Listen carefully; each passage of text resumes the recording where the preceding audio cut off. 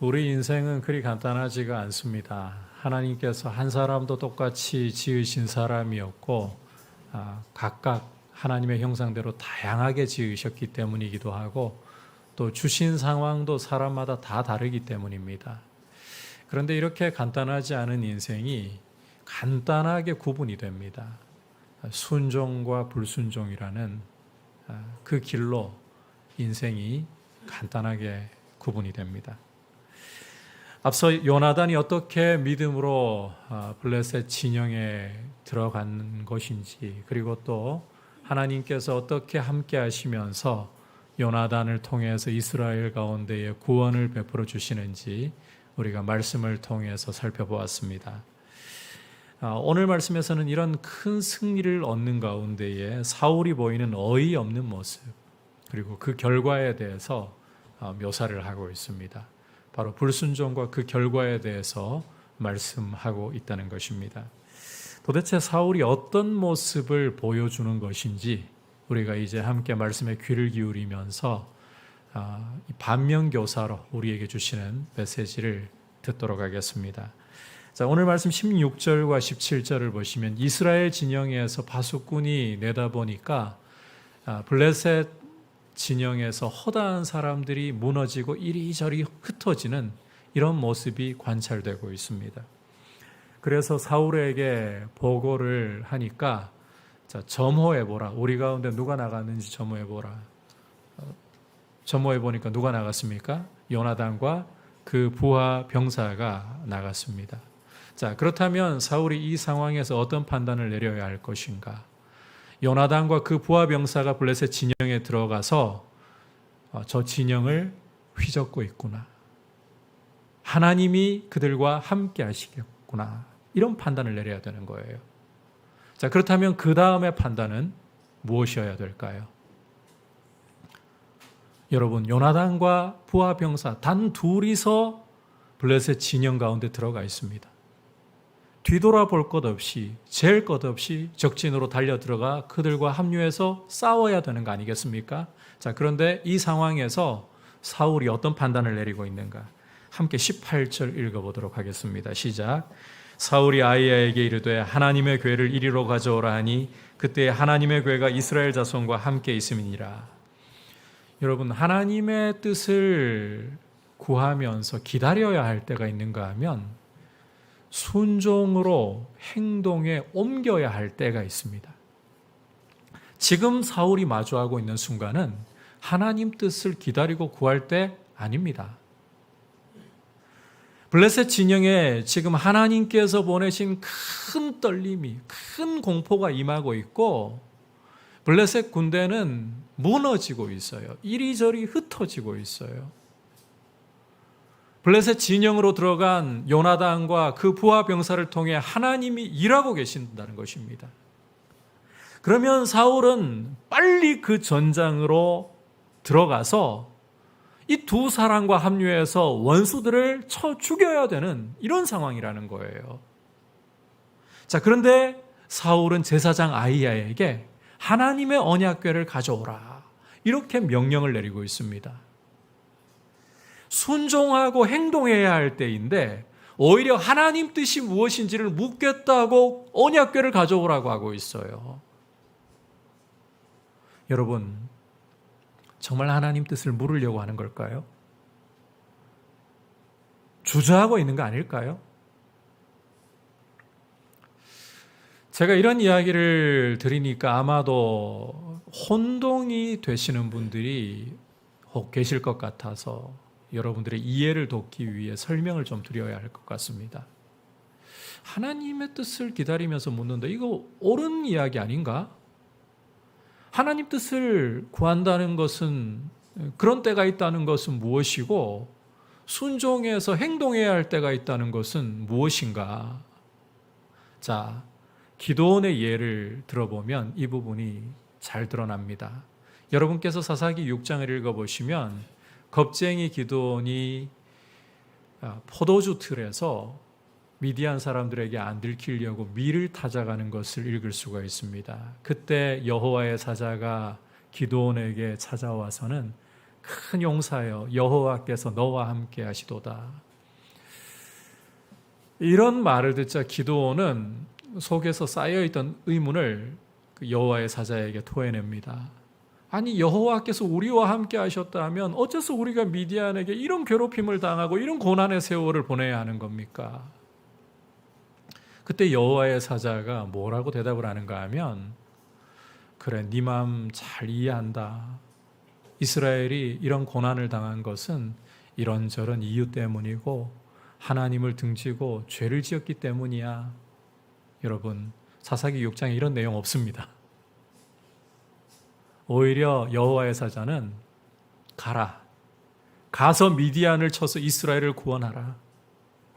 이게 무슨 이야기인가 하면요, 하나님 뜻은 이미 나타났다는 겁니다. 이스라엘을 구원하시려고 하는 하나님의 뜻은 이미 나타났고, 지금 앉아가지고 왜 이스라엘이 이런 괴롭힘 당하고 이런 고난 당하는지 그 이유를 알려고 토론할 때가 아니라 지금은 가라, 가서 구원해야 할 때이다. 행동으로 옮겨야 할 때이다.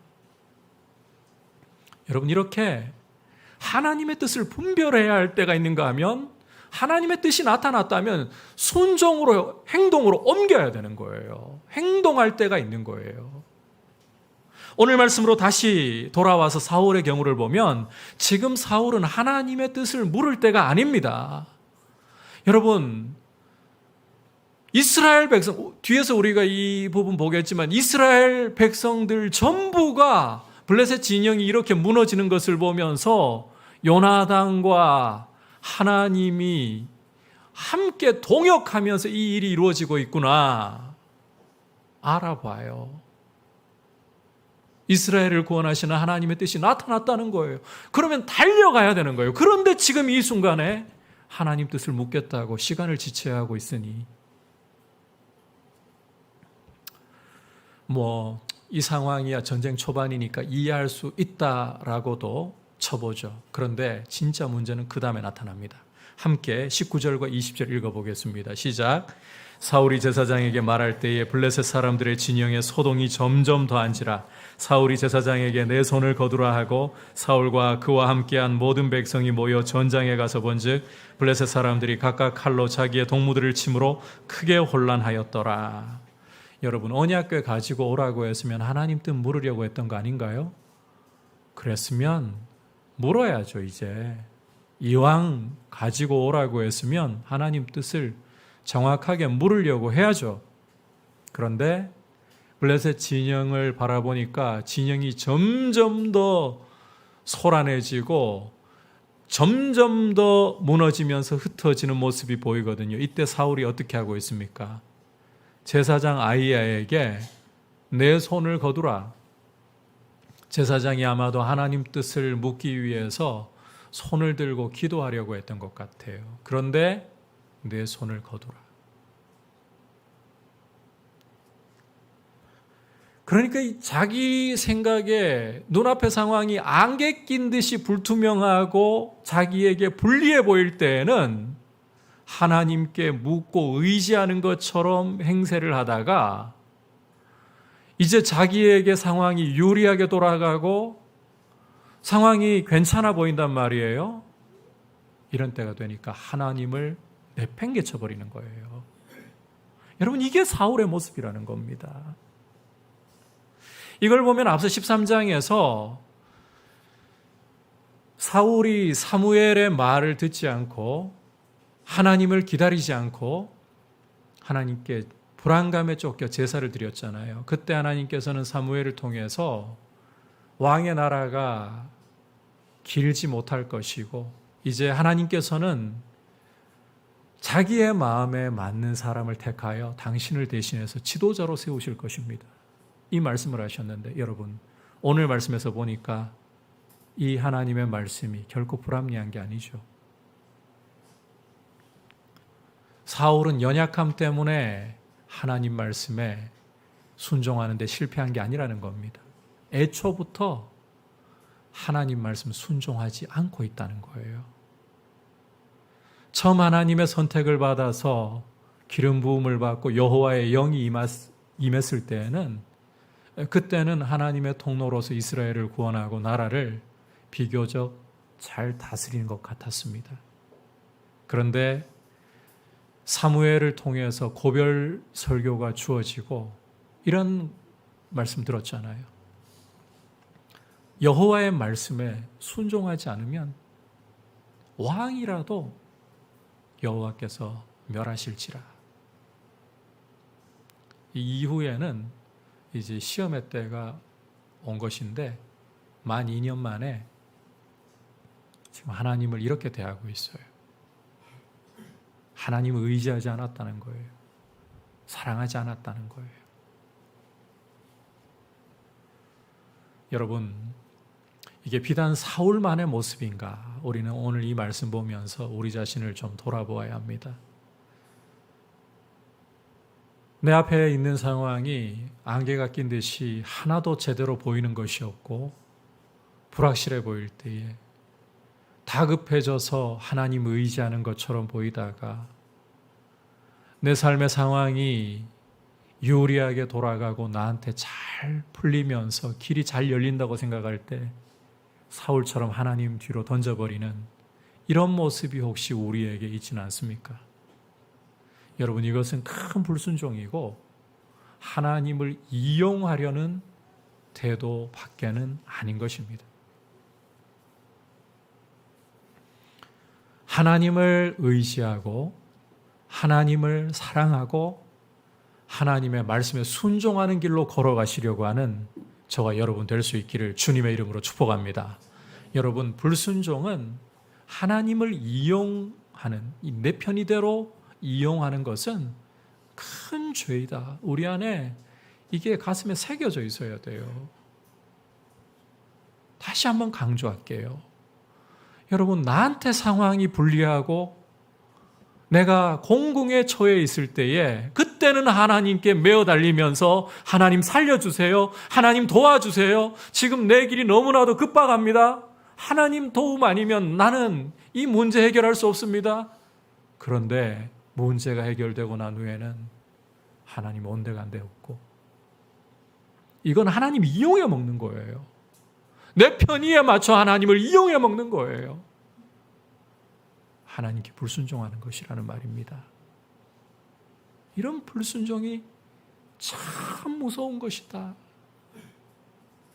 여러분, 성도에게 가장 무서운 게 뭔가 하면요, 이 부분 뒤에서 이제 우리가 또 보게 될 거니까 또 뒤에서 더 이야기하겠지만 성도에게 가장 무서운 게 뭔가 하면 불순종입니다.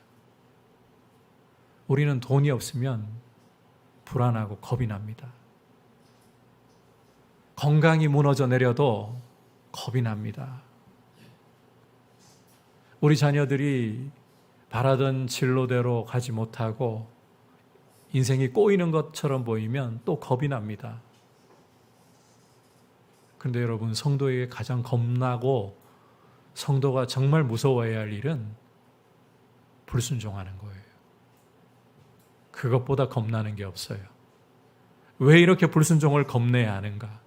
왜 하나님을 내 편의대로 이용해 먹는 것을 겁내야 하는가? 이제 이어지는 말씀에서 이 불순종의 결과를 통해서 살펴보려고 합니다. 자, 요나단의 믿음을 통해서 하나님께서 이스라엘에 큰 구원을 베풀고 계십니다.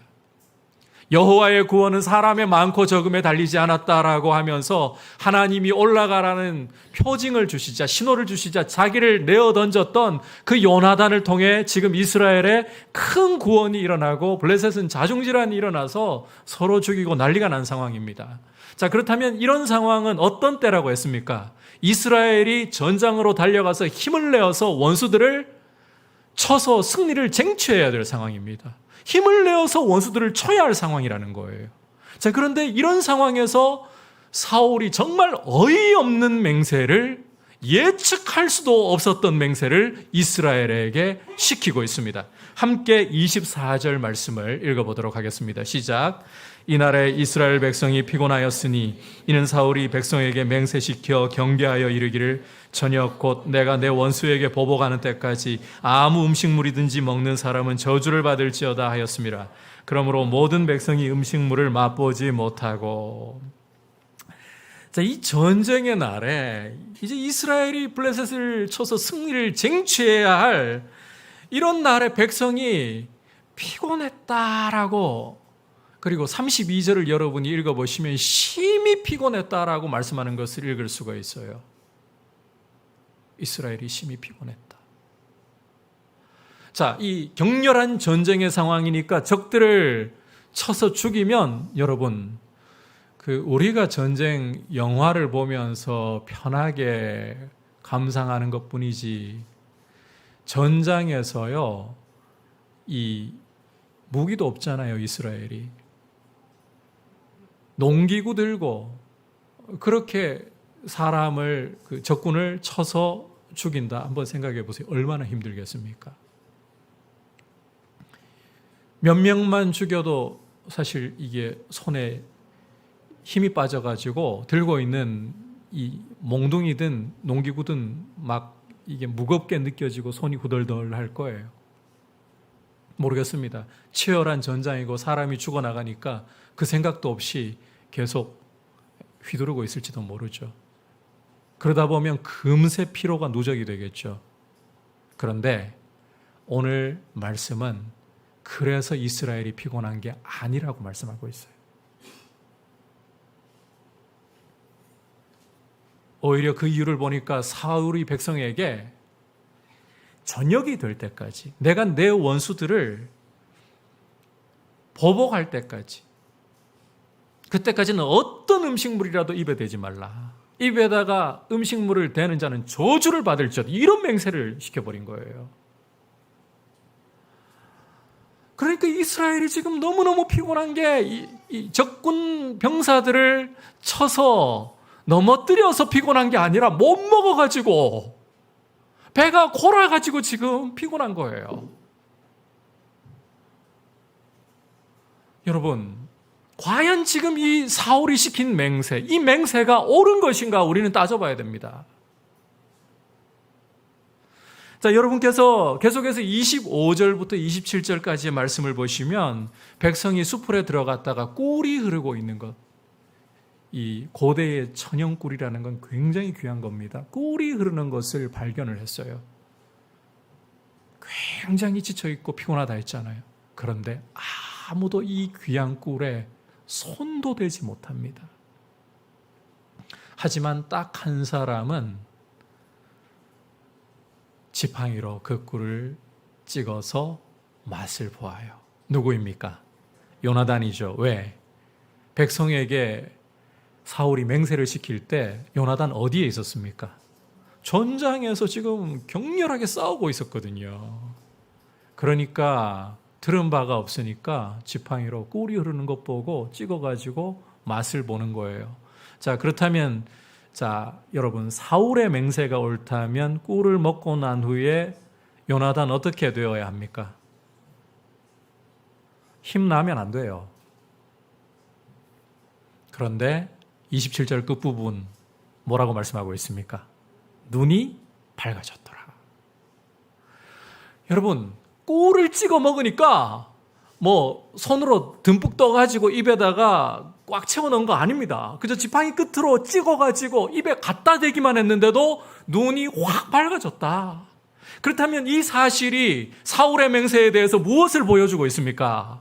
사울의 맹세는 백성을 굉장히 곤란하게 만든 것이고 전쟁의 상황에서 싸움에 힘이 붙이도록 만들고 피곤하게 만드는 장애물이 되어버렸다는 거예요. 장애물이 되게 했다. 이어지는 말씀을 보시면 이제 이 상황 보고 백성 중에 한 사람이 요나단에게 그 지금까지의 정황을 보고를 하는데 거기에 요나단이 대답하는 말 들어보면 사울의 맹세는 정말 잘못된 것이었다. 더 확연하게 드러납니다. 함께 29절 30절 말씀 읽어보겠습니다. 시작. 요나단이 이르되 내 아버지께서 이 땅을 곤란하게 하셨도다. 보라, 내가 이 꿀 조금을 맛보고도 내 눈이 이렇게 밝아졌거든. 하물며 백성이 오늘 그 대적에게서 탈취하여 얻은 것을 임의로 먹었더라면 블레셋 사람을 살육함이 더욱 많지 아니하였겠느냐. 요나단 말을 옳잖아요. 지금 요나단 상황 판단을 정확하게 하고 있는 겁니다. 전쟁 상황에서요, 하나님이 이스라엘에게 너희는 지금 금식하면서 음식은 입에도 갖다 대지 말아야 한다, 특별한 명령을 주신 거 아닙니다. 그렇다면 상식적으로라도요, 지금 음식을 섭취해가지고 힘을 내어서 하나님이 원수 같게 하신 이 상황에서 갚아야 되는 거예요. 그게 정상인 거예요. 그게 하나님 뜻인 거예요. 그런데 금식이라니, 사울이 이스라엘 백성들의 힘을 빠지게 만들고 전쟁의 효율을 떨어뜨려 버리는 거예요. 하나님이 그 전쟁 상황에서 보면 블레셋끼리 서로 자중질환이 일어나가지고 죽고 죽이게 하시니까 가능했지, 완전히 효율 떨어진 전쟁이잖아요. 이스라엘만 보면. 자, 이런 요나단의 말을 듣고서 이제 백성들 참고 있었잖아요. 뚝이 무너지고 맙니다. 그래서 백성들은 얼커니 하면서 이제 이 탈취한 소와 그 양에게로 달려가 가지고 이 짐승들을 잡아 가지고 피째 먹어버려요. 자, 그런데 모세 율법을 보면 짐승을 잡아먹을 때 피째 먹는 것을 금하고 있습니다. 왜냐하면 이 피라는 것은 생명이기 때문입니다.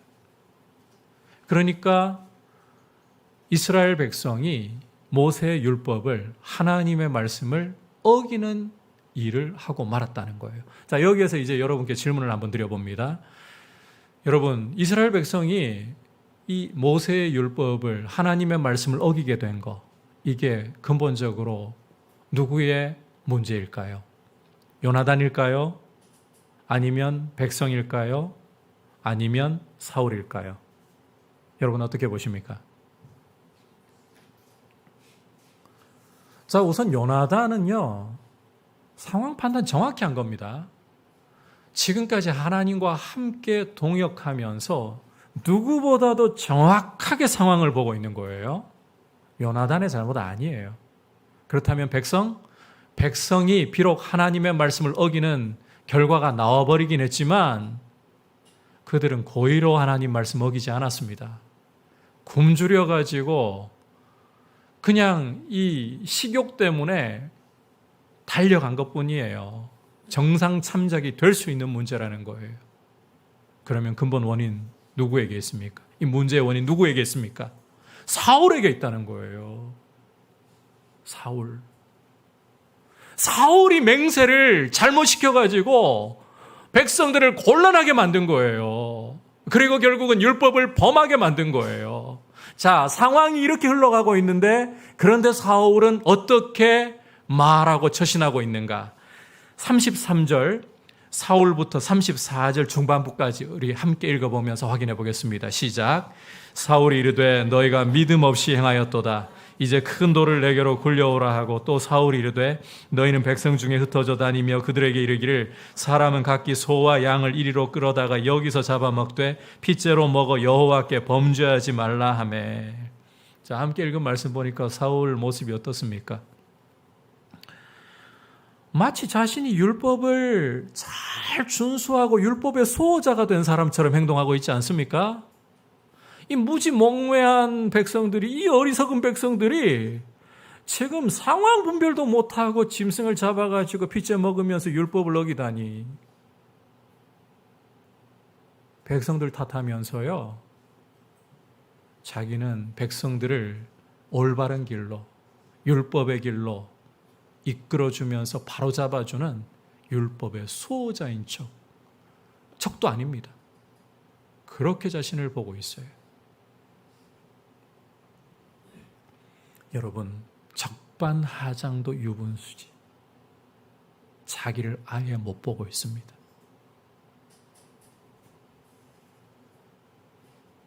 이 불순종을 하니까요, 필요할 때만 하나님을 이용해 먹으니까요, 눈이 가려져 버렸다는 겁니다. 눈이 철저하게 가려져 버렸다는 거예요. 눈이 가려지니까 자기 모습을 아예 못 보는 거예요. 백성들 탓을 하고 있어요. 백성들을 곤란하게 하고 있어요. 그러면서도 자기는 율법의 수호자, 하나님 잘 믿는 사람, 여러분, 이게 불순종이 가져오는 굉장히 두려운 결과입니다. 눈이 가려진다는 겁니다. 하나님 말씀을 불순종하고 하나님을 이용해 먹으려고 하면 눈이 멀어버려요. 자기를 못 봐요. 다른 사람들 탓하면서 책임을 전가해요. 그러면서 나는 괜찮은 사람인걸. 이 참 무서운 결과입니다. 그런데 여러분, 사울이 여기서만 멈춰도 참 다행입니다. 문제는 오늘 말씀을 여러분께서 읽어보시면 사울이 불순종하고 하나님 이용하려는 사람의 끝이 어디인지 그 끝까지 달려가고 있다는 거예요. 멈출 줄 모릅니다. 자, 36절과 37절을 여러분께서 읽어보시면 사울이 밤에 블레셋을 추격해가지고 진멸하자 이렇게 백성들에게 이제 이야기를 하고 백성들도 따라가려고 합니다. 이런 상황에서 제사장 아이야가 하나님께 한번 묻고 이 부분도 진행하도록 합시다. 그래서 사울이 이제 하나님께 묻거든요. 자, 물을 때 어떤 결과가 나옵니까? 하나님께서 대답을 하실까요? 안 하실까요? 아예 안 하십니다. 37절 보시면 아예 하나님이 응답이 없어요. 자, 그러자 사울은 이제 38절을 보시면 지휘관들을 다 불러 모아놓고는 이 죄가 누구 탓인지를 알아보자. 제비 뽑자고 합니다. 자기 탓은 절대 안 해요. 오히려 39절에서 보듯이 사울이 하나님 살아계심을 걸고 맹세하면서 내 아들 요나단에게 이 죄가 있다 하더라도 반드시 죽으리라, 이런 식으로 맹세를 해요. 여러분, 맹세할 거면 자기는 왜 안 넣어요? 왜 안 넣냐고요? 왜 요나단만 걸고 넘어지냐고요?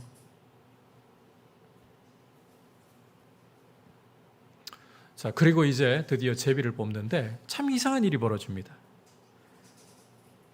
42절 보시면 제비를 뽑는데 그 제비가 누구에게 당첨이 됐다? 요나단. 원래 누구에게 당첨돼야 됩니까? 조금만 대답 한번 크게 해보세요. 누구에게? 사울이죠. 그런데 누구에게? 요나단에게 당첨이 되어버렸어요. 이상한 일이 벌어졌어요. 자, 그러니까 이제 사울은 44절을 보면 심지어 어떤 짓을 벌리려고 합니까? 요나단아, 네가 반드시 죽으리라. 그렇지 않으면 하나님이 내게 벌을 내리시고 또 내리시기를 원하노라. 이렇게 말하면서 진짜 요나단을 죽이려고 합니다. 여러분, 여기에서 또 질문. 왜 제비가 하필 요나단에게 당첨되게 하신 걸까요? 여러분, 이 제비라는 것은 하나님의 뜻을 묻기 위해 사용하는 도구잖아요. 왜 하필 사울이 아니라 요나단에게 제비가 당첨이 된 것인가? 왜 하나님이 이런 일을 허락하신 것인가? 자, 그 전에 또 한 가지 질문 던져볼게요. 여러분, 사울이 하나님께 저 블레셋 군대를 추격할까요? 물을 때 아무 대답 안 하셨잖아요. 왜 안 하신 것인가? 이것부터 좀 해결하고 나가죠. 왜 안 하셨을까요? 이거는 큰 어려움 없을 것 같아요. 여러분, 지금 사울 모습이 어떻다고 했습니까? 하나님께 불순종하는 모습이고 하나님을 이용하는 모습이라고 하지 않았습니까? 그래서 앞에서 하나님 뜻을 물으려는 것 같이 하다가 상황이 유리하게 되니까 어떤 명령 내렸습니까? 제사장에게 네 손을 거두라. 그게 사울 모습이었잖아요. 하나님 뜻 물을 생각 없었어요. 그러니 지금 묻는 건 쇼하는 겁니다. 이런 쇼를 하는데 하나님 대답하셔야겠어요? 안 하시는 게 정상이에요. 자, 여기까지는 어렵지 않아요. 그런데 진짜 어려운 게 남았어요. 왜 요나단에게 제비가 당첨되느냐 하는 거예요. 왜 하나님과 동역하고 하나님의 구원의 통로가 된 이 요나단에게 제비가 당첨되어 가지고 지금 요나단이 다 뒤집어 쓰게 생겼냐고요.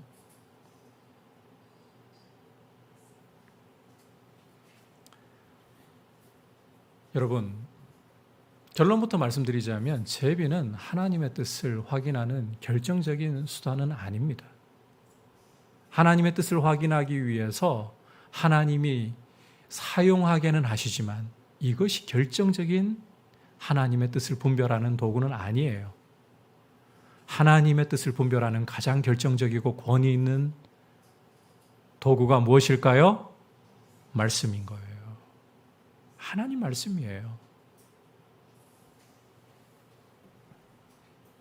그래서 하나님 말씀에 귀를 기울여야 되는 거예요.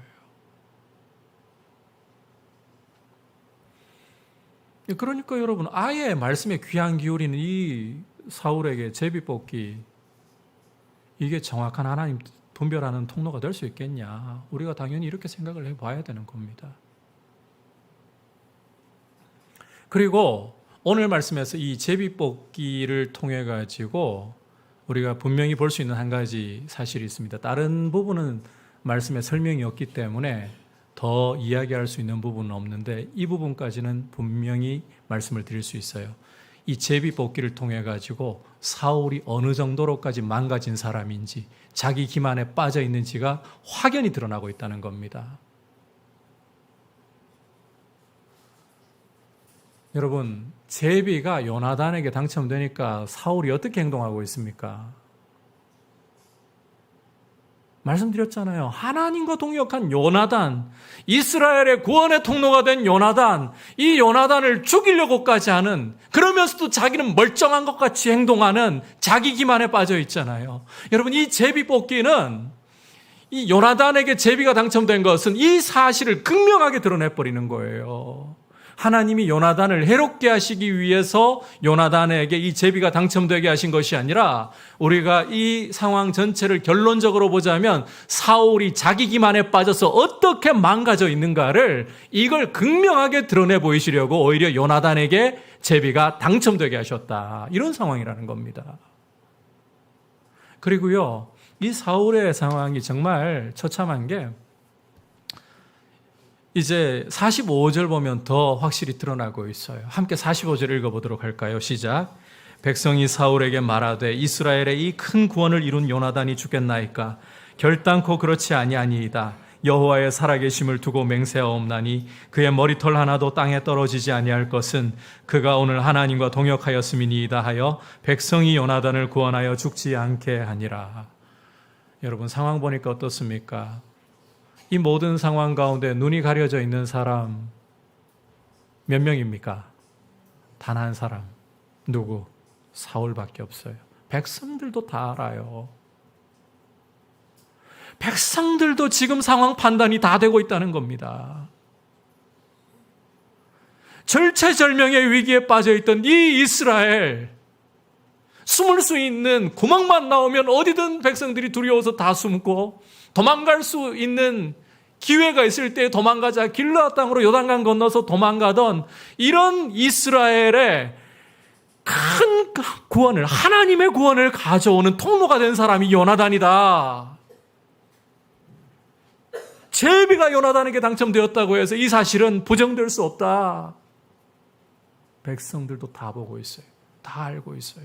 그런데 유일하게 한 사람만, 사울 한 사람만 이 상황을 못 보고 있는 거예요. 눈이 가려져서 자기 기만에 빠지니까 자기만 옳고 남들은 어떻게 되어도 상관없어요. 심지어 이 구원을 베푼 자기 아들마저도 보이지 않을 정도로. 여러분, 이게 불순종의 무서움이라는 겁니다. 불순종하면 눈이 가려집니다. 자기 기만에 빠집니다. 그 결과 자기를 못 봅니다. 남들에게 손가락질하고 남들을 곤란에 빠뜨리고 하나님과 동행하는 사람을 오히려 죄인 취급해서 힘이 있으면 죽이려고까지 합니다. 여러분, 이게 신약으로 건너가 보면 바리새인들과 서기관들, 자신의 경건함을 자랑했던 종교 지도자들의 모습이었습니다. 그들은 하나님 앞에서 자기가 율법의 수호자들이라고, 이스라엘 중에 이스라엘이라고, 그렇게 사람들을 자기들에게로 시선을 주목시키고 끌어가면서 하는 짓이 천국문을 닫아버리고 자기도 안 들어갈 뿐만 아니라 들어가려고 하는 사람들을 막아버리고 산과 들을 두루 다니면서 사람들을 찾아 배나 지옥 자식이 되게 만들어버리고 하나님의 아들이신 예수 그리스도를 십자가에 못 박는 짓을 저질렀습니다. 여러분, 불순종은 눈을 가립니다. 불순종할 때 나타나는 특징은 자기를 못 보는 겁니다. 다른 사람들에게만 손가락질을 합니다. 의인을 죄인으로 만들어버리고 힘이 있으면 죽이려고 합니다. 여러분, 이런 불순종이야말로 정말 무서운 거구나 말씀드렸죠. 돈 없을 때 우리 겁납니다. 건강 잃어도 겁납니다. 우리 인생길이 원하던 대로 잘 되지 못하고 꼬일 때도 겁납니다. 그런데 그 어떤 것보다 겁내야 할 것은 성도에게는 불순종이다. 이 불순종의 늪에 빠지지 않도록 주님께서 저와 여러분에게 은혜 주셔서 순종의 길로 걸어가는 하나님의 사람들 되게 하시기를 축복합니다. 이 순종의 길로 걸어가려면 여러분 십자가의 은혜에 붙잡히셔야 돼요. 하나님께서 우리를 사랑하셔서 아들을 아끼지 않고 내어주신 그 사랑 앞에서 날마다 십자가로 나아가 우리의 죄를 회개하면서 여러분 우리 눈이 밝아지기를 구하십시오. 그리고 늘 강조하는 이야기지만 또 강조합니다. 순종하려고 하다가 연약해서 넘어지는 거, 하나님은 그런 사람을 책망하시는 게 아니라 붙들어 주시고 용기를 주시고 다시금 나와 함께 가자. 그런데 여러분, 처음부터 불순종하려고 하면 답이 없어요. 그러니까 연약할지라도 연약한 게 정상입니다. 그게 우리입니다. 그래서 우리는 십자가가 필요하고 성령님이 필요한 거예요. 넘어질 때에는 십자가 앞으로 달려나가서 주님, 내가 또 이런 죄를 지었습니다. 그러나 주님, 주님의 보혈의 능력을 내가 믿고 일어섭니다. 말씀 앞에 순종하겠습니다. 이렇게 또다시 순종의 걸음을 내디듬으로 주님이 여러분들을 붙잡아 주시고 성령께서 여러분의 걸음마다 주관하시고 순종으로 하나님 앞에 아름다운 믿음의 열매를 맺는, 하나님을 기쁘시게 하는 열매를 맺는 귀한 성도님들 되시기를 주님의 이름으로 축복합니다. 순종이 제사보다 낫습니다. 오늘 우리가 이 사울을 통해 불순종이 가져오는 무서운 결과를 보았습니다. 여러분, 불순종하고 하나님을 이용하려고 하면 눈이 가려져 버립니다. 판단이 안 됩니다. 그 결과로 자기는 볼 줄 모르고 남들에게만 손가락질하고 비난하고 남들을 곤란하게 하고 의로운 사람마저 죄인으로 만들어 버릴 수 있다는 것 기억하고서 순종의 길로 걸어가게 하옵소서. 이런 귀한 믿음의 사람들 되시기를 축복합니다.